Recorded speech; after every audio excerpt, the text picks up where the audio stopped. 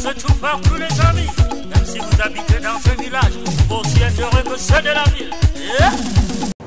Mesdames et messieurs, bonjour et bienvenue une fois de plus à votre émission socio-économique et culturelle Découverte. Pour ce dimanche, nous sommes dans l'un des sites touristiques viables de la Guinée équatoriale, à Malabo ici, à Riaba. Riaba, où nous allons aborder le thème sur la santé. L'Afrique est à la croisée des chemins. L'Afrique moderne fait face à son propre destin dans la recherche de son identité, dans sa rencontre avec les autres peuples. La crise de la Covid-19, comme d'autres pandémies mondiales, a posé le problème de la place et du rôle de l'Afrique dans le secteur de la santé. Tout au long, bien sûr, de cette émission, je serai toujours accompagné de mon confrère et activateur politique, M. François Bikoro.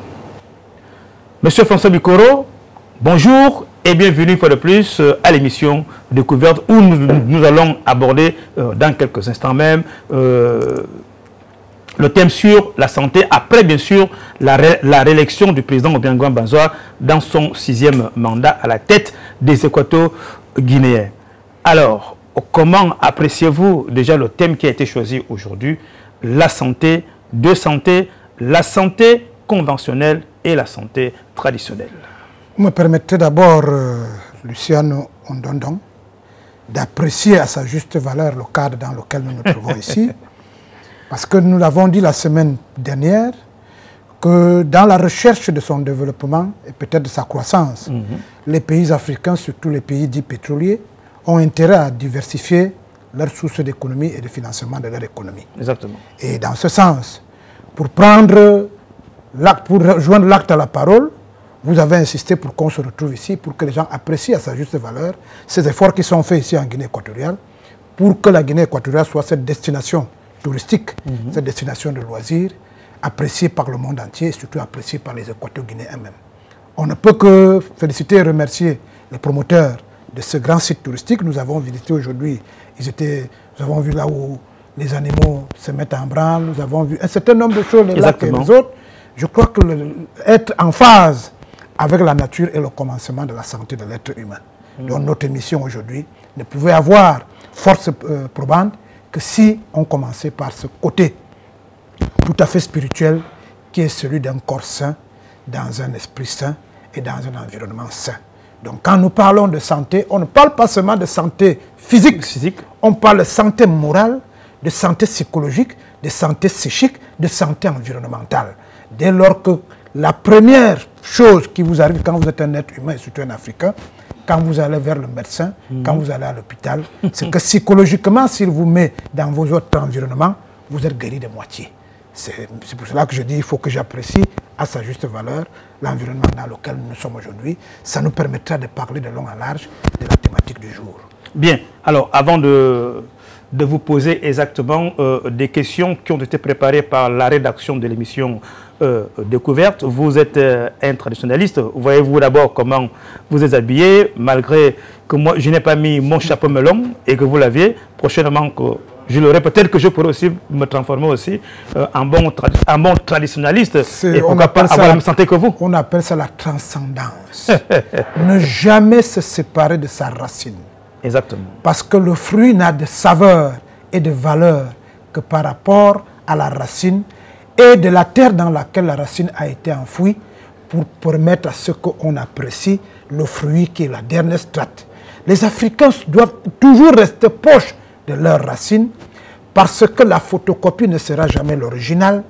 Chaque fois que vous êtes en problématique avec votre environnement, votre santé s'en trouve prise à partie. C'est pour cela que moi, je suis un traditionnaliste. Exactement. Mais je pourrais, et c'est visible d'ailleurs. Pour ne pas rester dans le cadre péjoratif, je dirais que je suis africain. Je demeure africain, je resterai africain, mais un Africain ouvert sur le monde. Parce qu'aujourd'hui, personne ne peut plus vivre dans monade. Personne ne peut plus vivre dans son petit coin. C'est pour cela que les questions de santé dont nous convoquons ici aujourd'hui doivent être des questions de rencontre de civilisation. Parce que nous sommes allés vers le blanc est venu vers nous. Nous sommes allés vers le rouge est venu vers nous. Nous sommes allés vers le jaune est venu vers nous. On ne peut pas comprendre que dans notre relation avec les questions de santé, que ce soit simplement le blanc qui nous apporte, que ce soit simplement le rouge qui nous apporte, alors que nous devons mettre nos efforts ensemble pour que cette civilisation, ces environnements puissent travailler à la maturation d'une santé universelle. D'accord. C'est de ça qu'il s'agit. Alors maintenant, comment avez-vous apprécié la réponse africaine lors de la Covid, lors bien sûr de la survenue de la Covid-19? Puisqu'il y a eu beaucoup de tensions autour des médicaments africains et européens. Disons que ce n'était pas de la tension. C'était la continuité d'une politique qui consiste à faire de la santé un instrument économique, un instrument de développement, à deux phases. Un instrument de développement parce qu'on ne peut pas développer un pays, une nation, une société, un peuple si les gens sont malades. Parce que l'essentiel de ce que vous allez produire va aller à l'achat des médicaments, va aller à la recherche des questions de santé. Si tout le monde est en bonne santé, on est développé, on se développe plus facilement.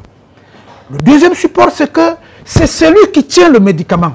C'est celui qui tient la recherche en santé, qui tient l'essentiel des ressources qui sont mises en branle pour que les gens soient en bonne santé. Depuis la question des indépendances, bien avant les indépendances jusqu'à aujourd'hui, les Africains étaient des consommateurs des produits de santé et de la recherche de santé faite par les autres civilisations et les autres nations. On avait donc l'impression qu'on faisait du surplace, même pour des maladies qui ne nous concernaient pas. Vous avez vu que le paludisme, l'Ebola et tout ce que vous voulez, la plupart du temps, on a l'impression que le monde nous voit comme simplement une victime expiatoire. C'est-à-dire quelqu'un qui doit aller à l'abattoir pour se faire manger. Avec la survenue de la Covid, vous vous souvenez qu'avant la Covid, il y a eu Ebola. Absolument. On ne peut donc pas comprendre que l'Organisation mondiale de la santé, qui doit être une institution mondiale, qui identifie dans chaque coin du monde, qui est un grand village, celle des pandémies et des épidémies qui peuvent remettre en cause l'existence des gens qui habitent dans ce coin du monde. On ne peut donc pas comprendre que chaque fois, c'est de façon générique qu'on veut régler un certain nombre de choses. Vous vous souvenez que le directeur général de l'Organisation mondiale de la santé avait estimé en son temps, lors de la survenue de la Covid-19, que les Africains vont mourir en grappe. Exactement, et c'était dit, et c'était bien sûr difficile. Qu'il faut à tout prix que les Européens nous viennent en aide. Oui. Or, on ne disait pas que cette aide est une aide à variance économique. C'est-à-dire que c'est nous qui allons mettre de l'argent, comme on l'a fait avec le sida, comme on l'a fait avec Ebola.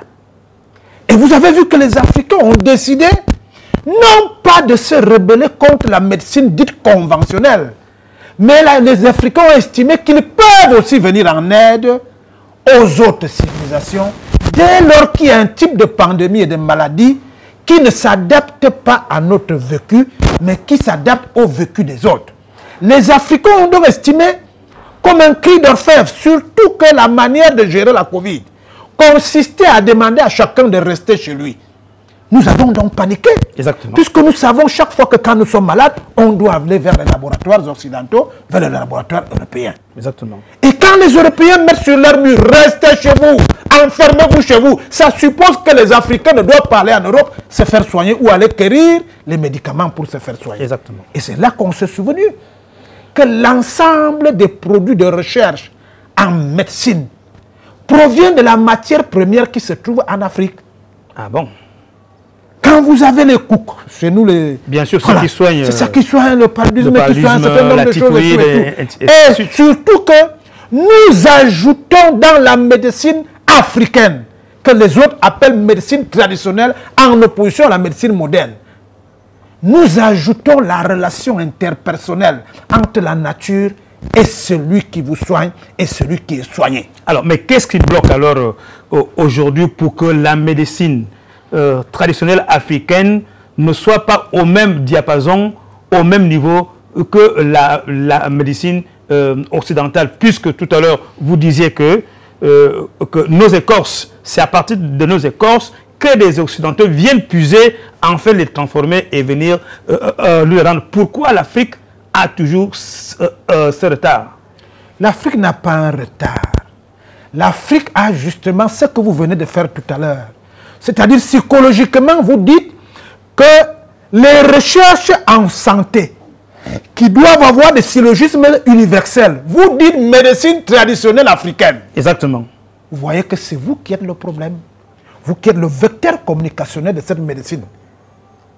qui sort d'Afrique, vous dites médecine traditionnelle africaine, c'est péjoratif.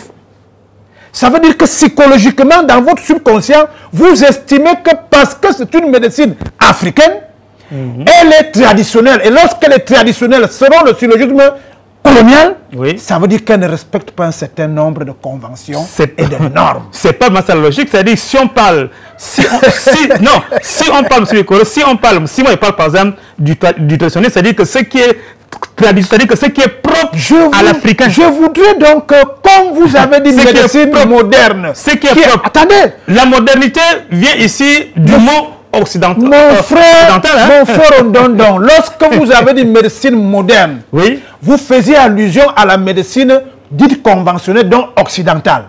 Je voudrais que vous disiez aussi médecine africaine. Moderne. Non, médecine africaine. Parce qu'il y a une médecine chinoise. Il y a une médecine indienne. Ah bon.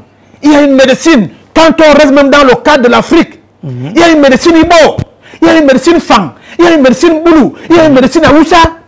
Parce que la médecine est fonction de l'environnement dans lequel vous vous trouvez. Dieu a pourvu dans chaque environnement la réponse à chaque problème qui se pose à l'être humain. Et alors, M. Bikoro, pourquoi alors la médecine africaine, s'il faut le dire, est moins connue que le reste des médecines? Voilà donc la bonne problématique. Et c'est pour cela que je vous ai convoqué la Covid-19. Vous savez que la majorité des relances économiques des pays africains, c'était de travailler dans le sens d'avoir l'émergence pour les uns en 2020, pour les autres en 2025, pour les autres en 2035. Et les émergences étaient en train de se mettre en place. Or, vous savez que le financement de la santé, c'est au moins 60% de tout l'argent qui est produit dans un pays lorsque les populations ne sont pas même de comprendre que ce qui règle leur santé se trouve derrière leur maison ou dans leur chambre. Exactement. Parce que le transport pour aller chercher le médicament en Europe, le transport pour ramener le médicament, le conditionnement du médicament, et puis les coûts induits qui n'ont rien à voir avec l'environnement économique et socio-économique de notre pays. Parce que quand vous allez en forêt, vous prenez les coûts. Vous ne payez pas le transport. Vous ne transformez pas. Vous ne conservez pas parce que c'est encore en brousse. Exactement. Vous buvez. Vous pouvez donner à tout le monde dans le village parce que c'est gratuit. Mais il faut seulement respecter les normes de propreté, les normes environnementales, les conventions. C'est pour cela que je pense que la Covid-19 nous a laissé voir et comprendre qu'il n'y a pas de médecine type conventionnelle. Il n'y a pas de médecine type africaine. Il y a une médecine de l'être humain tout court. D'accord. Il faut donc que les Africains, les États africains, à travers ce qu'ils ont pu percevoir avec la Covid, Madagascar a dit qu'il a trouvé le remède de la Covid. Vous avez vu comment les Occidentaux ont complètement dénié toute capacité d'un Africain à trouver un remède qui peut sauver le monde. Vous avez vu au Cameroun, l'évêque de Douala a créé un médicament contre la Covid-19 parce qu'après des recherches psychologiques, après des recherches même spirituelles, nous nous sommes rendus à l'évidence que la Covid est une maladie du froid. Comme d'ailleurs l'ensemble des maladies qui a trait aux Occidentaux. Et les Africains ne sont pas allés dans les laboratoires occidentaux.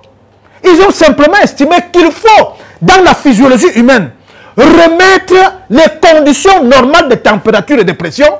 Et la question de Covid sont dites. Mais comme la Covid était un problème économique, les États occidentaux étaient à moins 4 de leur croissance. Il fallait recréer la croissance à 2 chiffres en utilisant le même syllogisme de mensonge qui consiste à dire que l'Afrique ne peut rien faire si l'Occident ne lui vient pas en aide. C'est pour cela que la Covid nous a beaucoup aidé à comprendre que toutes les médecines se valent à condition qu'elles soient en adéquation avec l'environnement dans lequel on se trouve. Alors, nous allons avancer, M. Bikoro. Alors, selon l'OMS, tout à l'heure, vous l'avez évoqué, l'Organisation mondiale de la santé et la suite des pays occidentaux, l'Afrique devait avoir des millions de morts si l'Union européenne ne lui venait pas en aide. Le débat est clos. C'est pour ça que je ne reviendrai pas dans ce débat. Allez-y. Parce que justement, vous vous souvenez de la CAN en 2000... En il y a eu 2013, au temps d'Ebola. Exactement. Vous savez que des pays, devaient se jouer au Maroc. Des pays dits africains qui se trouvent au Maroc, avaient estimé qu'ils ne peuvent pas recevoir la jeunesse africaine parce qu'elle peut apporter le virus Ebola. La Guinée équatoriale a organisé la rencontre de la jeunesse africaine pendant cette période où on disait que les gens vont mourir comme des grappes. Exactement. Vous vous souvenez aussi que jusqu'au moment où je vous parle, les Africains ne sont pas morts de Covid. Jamais. Nous travaillons contre la Covid parce que nous sommes ouverts vers le monde. Nous savons que les Européens viendront chez nous, ils peuvent donner la Covid. C'est pour cela que nous prenons des mesures pour que nos enfants ne tombent pas sous ce coup de la Covid.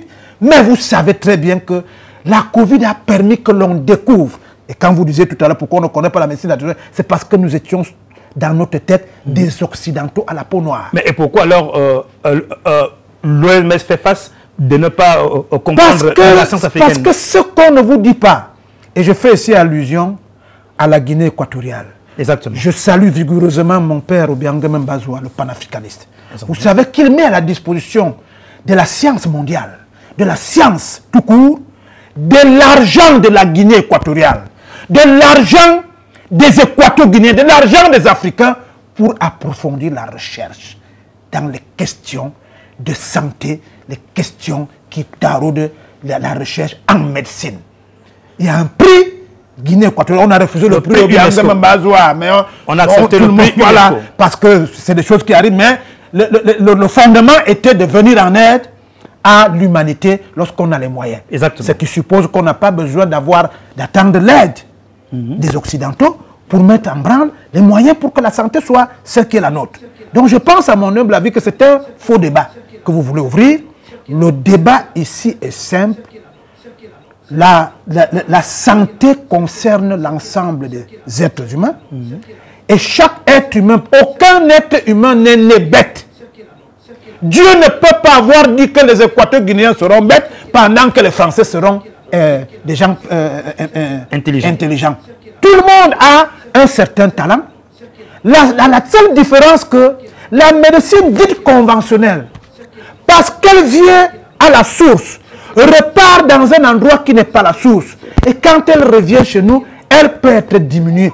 Mais elle au moins, parce que c'est ça que nous subissons, a pu mettre en place un certain type de normes. Il suffit simplement que vous, les leaders africains, les leaders de demain, ceux d'aujourd'hui, que vous sachiez que le quinqueliba, c'est lui qui produit le comprimé que vous donnez chaque matin à l'enfant. Il faut simplement, comme l'a fait la Guinée équatoriale, mettre en place des institutions sanitaires. Exactement. Vous savez que la Guinée équatoriale a fait un effort au plan de la route, au plan de l'habitat, mais surtout au plan de la santé. En mettant partout dans le pays des institutions de santé. Il faut maintenant qu'au-delà de ces institutions de santé, que l'on forme nos enfants à la médecine dite conventionnelle, mais aussi à la médecine africaine.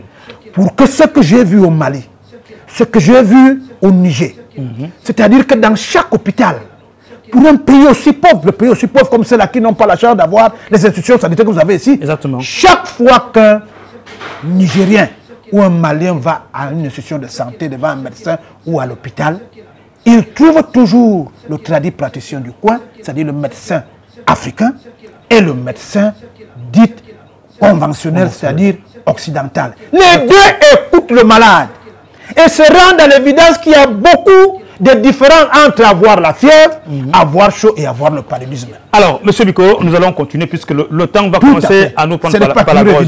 Nous ne pouvons pas terminer donc, de développer un peu la santé africaine qui est déjà donc, à la une au même diapason que les autres santé. Alors maintenant, la question, on essaie de savoir comment comprendre chaque fois cette attitude comme si les Africains n'avaient pas de médecine. À chaque fois, on croit toujours à la médecine occidentale. Quelles sont les barrières qui peuvent être mises aujourd'hui pour que nous ne croyons plus totalement à la médecine occidentale, à la médecine asiatique, ainsi de suite? La chance de l'oppresseur dans les questions de santé se trouve dans la mentalité de l'oppressé. La chance de l'oppresseur se trouve dans la mentalité de l'oppressé. La chance de la médecine dite conventionnelle se trouve dans notre mentalité. C'est-à-dire que nous savons très bien depuis la nuit des temps comment est-ce qu'on vivait. Quand les Occidentaux sont venus nous chercher, c'est parce qu'on avait des bras vigoureux. Bien sûr. C'est parce qu'on était forts. Absolument. C'est parce qu'on faisait face à toute sorte d'intempéries. Vous savez que les États-Unis d'Amérique l'Amérique latine, la France, l'Angleterre, tous les pays européens dits occidentaux se sont construits à la force des bras des Africains. Exactement. Allez donc vous poser la question de savoir qu'est-ce qui faisait la force des Africains. Pourquoi ils peuvent avoir fait 4-5 mois dans les bateaux. Ceux qui sont venus chercher meurent ou sont malades et ils arrivent vigoureux et construisent l'industrialisation. Les États-Unis se sont même fait une guerre lorsqu'ils ont dit que si nous libérons les nègres qui travaillent dans les plantations, on ne peut pas construire la croissance. Exactement. Dieu, qu'est-ce qui rendait alors ces noirs, ces nègres dont on les appelait autrefois aussi vigoureux? C'est justement notre capacité à rester en phase avec la nature. Notre capacité à comprendre que la source de toute convention, la source de tout ce qui peut nous faire rester en santé se trouve derrière notre case. Elle se trouve dans notre plantation. Elle se trouve dans notre manière de faire, dans notre manière de vivre. Comment est-ce que nous mangeons? De quel type de nourriture nous mangeons? Nous mangeons bio. Nous faisons un certain nombre de choses. Nous ne mangeons pas les choses qui sont trop transformées. C'est pour cela que certains de nos parents vivent longtemps, alors que ceux qui sont censés être. Donc je pense, à mon humble avis, qu'on ne peut pas aujourd'hui évacuer la médecine dite conventionnelle, parce que l'histoire commune avec les Occidentaux, avec les Européens, et bientôt l'histoire commune avec la Chine, nous amène à savoir que les peuples se ressemblent, les peuples sont les mêmes. Dans les brassages des civilisations, il faut aussi faire le brassage des recherches en question de santé. Je suis de ceux qui pensent qu'on peut utiliser la médecine africaine lorsqu'il faut soigner un certain type de pathologie. On peut utiliser la médecine occidentale lorsqu'on se trouve en ville, alors qu'on est très loin de notre plantation. Mais il ne faut pas oublier qu'avant les années d'indépendance, avant les années de colonisation, les Africains vivaient avec leur médecine. Il s'agit simplement de savoir, et c'est ça le plus grave, que la médecine dite conventionnelle, ressortie des écorces de tout ce qui se trouve en Afrique, et qu'il suffit simplement de faire la même chose que cela. C'est pour ça que j'ai demandé qu'en Guinée équatoriale, au-delà d'avoir construit de très bons hôpitaux, d'avoir envoyé les enfants à l'école pour faire des études de médecine, il faut leur demander de faire un retour aux sources. Alors, ça a un avantage, c'est que les dépenses en question de santé seront réduites et nous aurons des bras vigoureux pour travailler au bonheur du développement de l'Afrique comme nous avons travaillé pour les Européens et les États-Unis. Alors, après maintenant toutes ces questions, comment, M. Bikoro, concilier dans les recherches en santé la médecine dite conventionnelle et la médecine dite traditionnelle aujourd'hui? Il ne faut pas les concilier. Il faut alors? Il ne faut pas les concilier parce qu'ils ne sont pas antinomiques. Je vous ai dit que la Nivaquine que vous buvez chaque jour sort de les coups du village. Bien sûr. Donc il n'y a pas de conciliation à les faire. Il faut simplement que vous sachiez que les dépenses qui ont été mises en branle pour aller chercher la Nivaquine là où elle se trouve, la Nivaquine là où elle se trouve est un actant économique. C'est-à-dire que ça produit la croissance pour le laboratoire qui fait cette Nivaquine. Vous n'avez pas le laboratoire, vous avez la source du laboratoire. Exactement. Je pense que pour des maladies qui sont des maladies de modernité, nous devons rester en phase avec les médecines dites conventionnelles. Mais pour les maladies génériques qui concernent les Africains, le paludisme, le froid, les questions psychologiques, les questions morales, les questions psychiatriques et tout ce qu'on veut, il y a des solutions. Les solutions, c'est que, comme je vous ai dit, le jour où vous êtes malade parce que votre épouse vous a dérangé pour des questions de Noël qui arrivent, qui ne concernent pas les Africains, mais nous sommes obligés de vivre avec les nations, votre épouse peut vous énerver et votre tension monte. Quand vous allez chez le médecin doit comprendre qu'avant le comprimé, il faut qu'il te demande dans quel environnement tu te trouves. C'est ce que le Ndjengu fait au Gabon, c'est ce que le Ndjengu fait à Mongomo, c'est ce que le Ndjengu fait à Eberyin, c'est ce que le Ndjengu fait à Komdeu. Il te dit, mon fils, qu'est-ce qui s'est passé pour que tu aies la sueur qui coule sur toi? Et tu lui dis, papa, j'ai des problèmes avec mon épouse. Il te dit, la seule manière de régler des problèmes avec ton épouse, c'est de fermer la chambre. Vous vous retrouvez à deux comme Dieu l'a voulu. Et vous réglez les problèmes entre vous. Alors, monsieur, et qu'il n'y a rien qui ne soit insoluble. Alors, nous avons encore deux petites questions, puisqu'il nous reste à peine 10 minutes. Elles sont trop longues. Nous avons une question qui nous reste spécialement pour la Guinée équatoriale. Tout à fait. Mais avant d'en venir, alors, quels sont les côtés positifs ou négatifs de chacune des médecines conventionnelles ou africaines?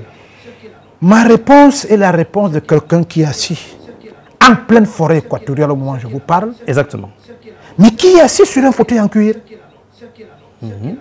C'est ce que les Senghor et les Léopold Dama avaient estimé que c'est ça qu'on appelle la rencontre des civilisations, la civilisation de l'universel. C'est-à-dire que nous savons que le monde doit être un grand carrefour où chaque côté, empruntant sa route, se retrouve au carrefour avec ce que dont Dieu lui a pourvu. Nous sommes en pleine forêt équatoriale parce que nous voulons vivre, nous voulons respirer l'air pur.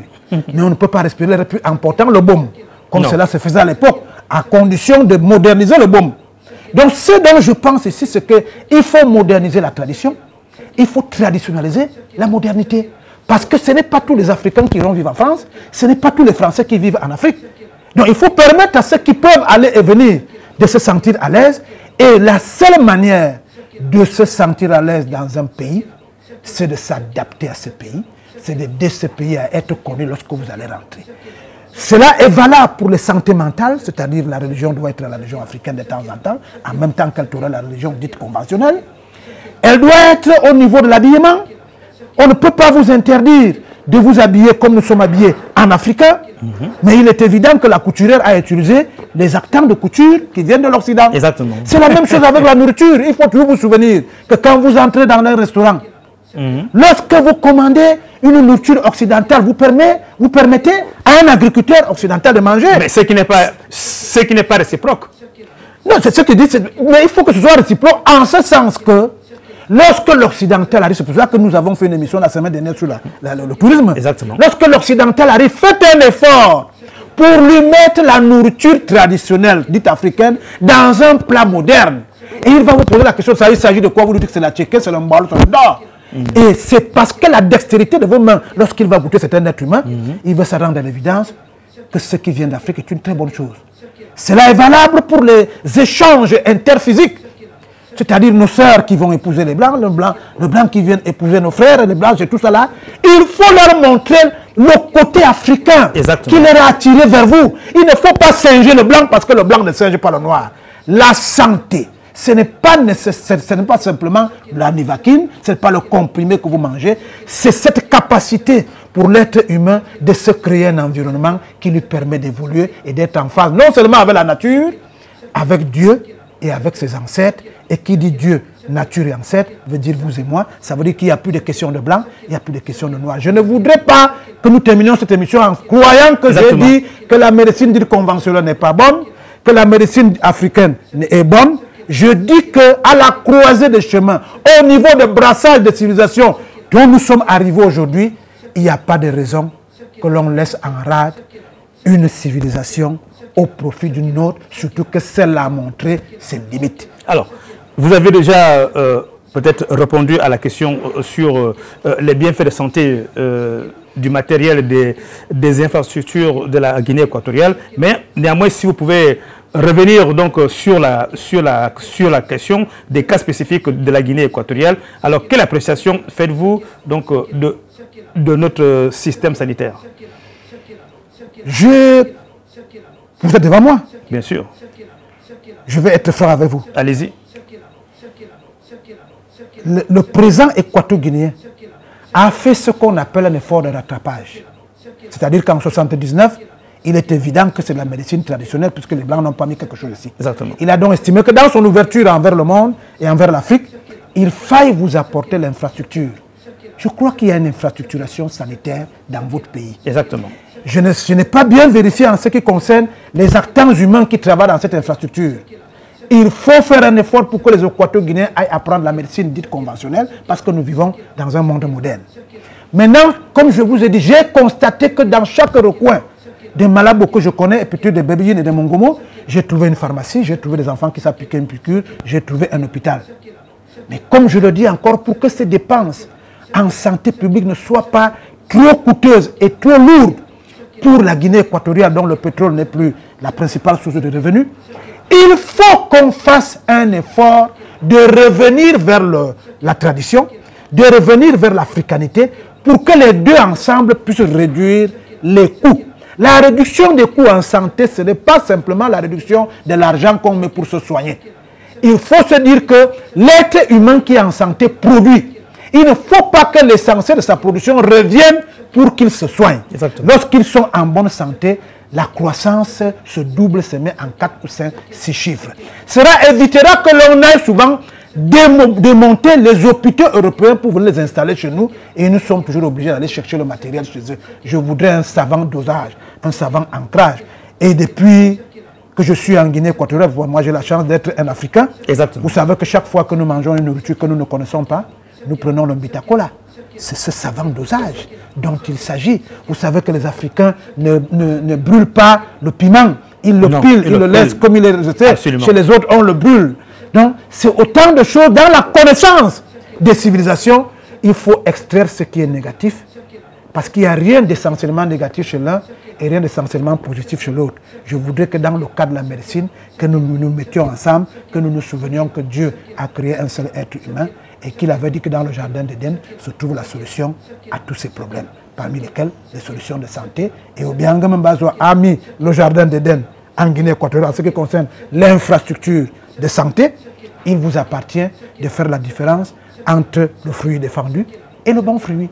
Nous sommes arrivés à la fin de cette émission découverte qui était dominée par la santé moderne et la santé traditionnelle, dite bien sûr africaine et européenne, d'où nous avons traité la thématique, l'impact donc de cette santé. Et nous sommes revenus au niveau de la Guinée équatoriale où nous avons donc bien sûr mis fin à notre émission de ce dimanche dominical. Merci Monsieur François Bikoro d'avoir participé à cette émission. Je n'ai pas vu le temps passer.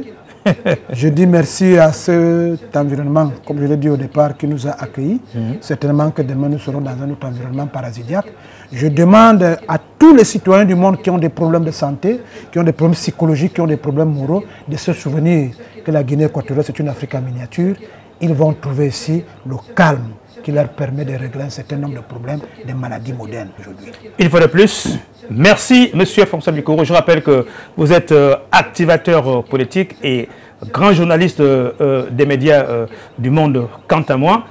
Et vous aussi, je vous donne rendez-vous la semaine prochaine si Dieu le veut. Au revoir.